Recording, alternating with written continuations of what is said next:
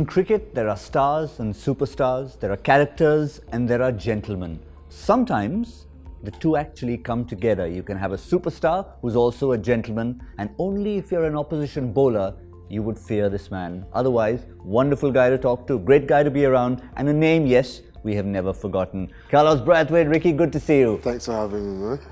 It's so great to have you here, back in India, back in Sunrisers colours in orange, but maybe a little bit frustrating that you have to sit out, but isn't that the modern day game?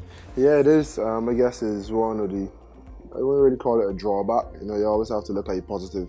And I guess with the international and franchise schedule as hectic as it always is, you never really have a 2 or 3 week period where you can like focus on skills.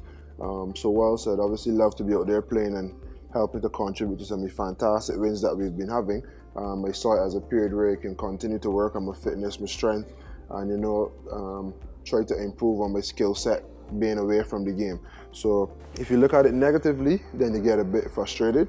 But if you see it as time to improve yourself, your skill set, your game, then you know, I could have been home trying to do the same thing, but I'm in India with a chance to perform on the biggest franchise stage, and then still getting a chance to work on my skill set, working with legends, Murali, Tom, VVS, and then, you know, rubbing shoulders with some good players as well. So, you know, it's I guess his outlook, and my outlook thus far has been positive. Been working very, very hard with Jordan. We go way back, and we've just been keeping each other sane and, you know, helping to push each other along. So it's been a good time off the park. I like the way he says keeping each other sane, but you know, when you talk about maybe I could have been home, for a lot of people it's like, oh, it's frustrating to be home, but when you live in a place like Barbados, it's not a bad place to call home, is it? Love home. It's paradise, man.